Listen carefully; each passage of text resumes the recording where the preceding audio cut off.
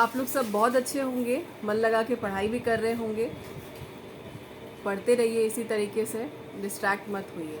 Vacancies का wait मत करिए कि जब वो आएगी तभी हम पढ़ेंगे। वेट सिर्फ आप इसलिए कीजिए कि आपको लग रहा होगा कि आपकी तैयारी हो गई है, अब वैकेंसी आ जानी चाहिए, उस तरीके से वेट हो तो अच्छा है।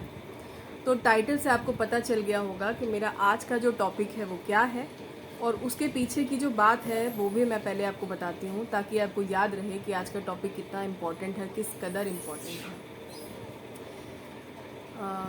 जब भी हम कोई कानून की किताब पढ़ते हैं, कोई एक्ट पढ़ते हैं, कोई पेपर पढ़ते हैं, यानी किसी भी सब्जेक्ट को जब हम पढ़ते हैं, तो वहाँ पर ये जो सेंटेंस है, विधि का सारवान प्रश्न यानी सब्सटैंटिव क्वेश्चन ऑफ लॉ, आपको बार बार दिखाई देता होगा, बार बार आता होगा। मैं क्या गलती करती थी, जब मैंने पढ़ाई शुरू की थी तब मुझे भी ये सेंटेंस बार बार दिखाई देता था, हर पेपर में आता था, लेकिन मैंने इसका मतलब जानने की कभी कोशिश नहीं की, कभी भी दिमाग नहीं लगाया, और हालांकि मतलब एफर्ट नहीं लगाया जानने के लिए। किसी भी चीज़ को पाने के लिए मेहनत करनी पड़ती है ना, ऐसे तो हो नहीं जाता है। तो जब मुझे ये लगता था कि इसका मतलब क्या होता है, दिमाग में एक बार माइंड में क्लिक तो ज़रूर करता था कि इसका मतलब क्या होता है, लेकिन मैं कोशिश नहीं करती थी कि मैं जानूँ, मैं खोजूँ, मैं बुक्स पढूँ। और आपको ये सोचना चाहिए कि अगर इस सेंटेंस का इस्तेमाल हर एक एक्ट में, हर एक बुक में हो रहा है, हर एक केस में इसका इस्तेमाल हो रहा है, तो कितना ज़्यादा इम्पॉर्टेंट है, वाकई में बहुत इम्पॉर्टेंट है। आपको ये हर पेपर में देखने के लिए मिलेगा, आपको भी पता है ये बात, मेरे बताने के पहले से ही आप लोग जानते होंगे। जो कंटिन्यू पढ़ रहे होंगे, जिनकी नई पढ़ाई शुरू हुई है उनके लिए नहीं है, वो भी इस बात को जाने कि अगर इस सेंटेंस का इस्तेमाल हर एक एक्ट में हो रहा है तो इट्स वेरी इम्पॉर्टेंट। तो आज मैं आप लोगों को वही बताने वाली हूँ कि विधि का सारवान प्रश्न आखिर होता क्या है।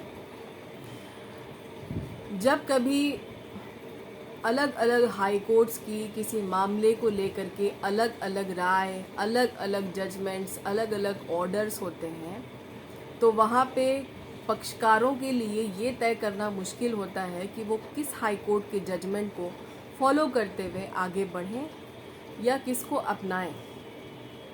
अलग अलग जजमेंट्स होना यानी कि उनकी राय में मतभेद होना, यानी कि पटना हाई कोर्ट कुछ और कहते हैं और रांची हाई कोर्ट कुछ और कहता है, मतलब झारखंड में जो है, और उसके बाद में बहुत सारे हाई कोर्ट हैं, इलाहाबाद हाई कोर्ट है, उनकी कुछ और राय है। तो उनकी जजमेंट्स में, रायों में, उस केस पर आखिर में मतभेद है, और सिचुएशन वहाँ पे ऐसी पैदा होती है कि उसी फैक्ट पर, उसी केस पर, उसी मुद्दे पर सुप्रीम कोर्ट का भी कोई जजमेंट नहीं है जो हम मार्गदर्शन के लिए चुन सकें, एक नज़ीर के रूप में वो मेरे काम आ सके। ऐसा कोई जजमेंट जब अवेलेबल ना हो सुप्रीम कोर्ट का, तब पैदा होता है सब्सटैंटिव क्वेश्चन ऑफ लॉ यानी विधि का सारवान प्रश्न।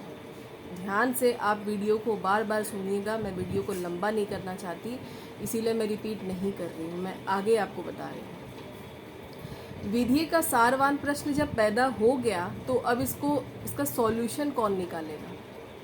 कहीं ना कहीं आप सोच रहे हैं सुप्रीम कोर्ट, आप बिल्कुल सही सोच रहे हैं, ऑनरेबल सुप्रीम कोर्ट ही इसका सॉल्यूशन निकालेंगे जब विधि का सारवान प्रश्न पैदा होगा। और सॉल्यूशन कैसे निकलेगा, जिन पक्षकारों को ऐसे मतभेद का, इस तरह की सिचुएशन का सामना करना पड़ता है, उन्हें अपील में जाना होता है।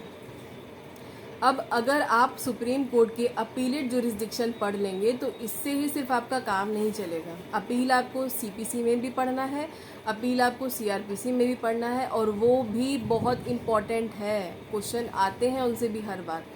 तो अगर आप ईमानदारी से तैयारी कर रहे हैं और आप एक बहुत ही सिंसियर और सीरियस स्टूडेंट हैं, तो मेरी राय में आपको अपने कॉपी में शॉर्ट नोट बनाने चाहिए, सीआरपीसी, सीपीसी और कॉन्स्टिट्यूशन में जो अपील के प्रोसीजर दिए गए हैं एक साथ, क्योंकि आपको कोरिलेट करके ही पढ़ना है, इससे आपकी नॉलेज बढ़ती है। और जब आप जाते हैं किसी भी एग्ज़ाम को फेस करने के लिए, अगर आप इंटरव्यू तक पहुंचते हैं, तो वहाँ आपको ये बहुत काम देने वाला है। अब मैं आपको बताती हूँ कि कोरिलेट करके जब आप पढ़ेंगे तो आप किस किस सेक्शन को साथ में पढ़ेंगे। सीआरपीसी यानी क्रिमिनल प्रोसीजर कोड में जब आप अपील का प्रोसीजर देखते हैं तो चैप्टर 29 में आपको 372 से लेकर 394 तक सिर्फ क्रिमिनल प्रोसीजर कोड में अपील ही बताई गई है। उसके बाद अब आपको CPC में देखना है, अपील बताई गई है। फिर से मैं आपको बताऊंगी, क्रिमिनल प्रोसीजर कोड में चैप्टर 29 में सेक्शन नंबर 372 से लेके 394 तक है। मुझे ये कन्फ्यूज़न हुआ कि मैंने आपको चैप्टर नहीं बताया, इसलिए रिपीट किया।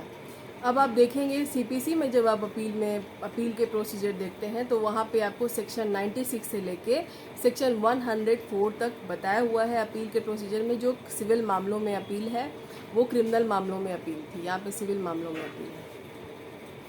और अब आप देखेंगे साथ में जब आप कॉन्स्टिट्यूशन में अपील देखते हैं, वहाँ पे अपीलेट जुरिस्डिक्शन, वहाँ पे सुप्रीम कोर्ट का आप देखेंगे तो आर्टिकल 132, 133, 134 और 136 तक आपको अपील बताए गए हैं। सुप्रीम कोर्ट के अपीलेट जुरिस्डिक्शन की चर्चा की गई। ये बताने का मकसद ये था कि आप कोरिलेट करके पढ़ें, एक साथ ही इन तीनों के नोट्स बनाएं ताकि आपका अपील जो है एक बार में ख़त्म हो जाए और आप जब आप उसको रिवीजन दें तो आपको एक ही जगह पे वो समराइज फॉर्म में मिल जाए।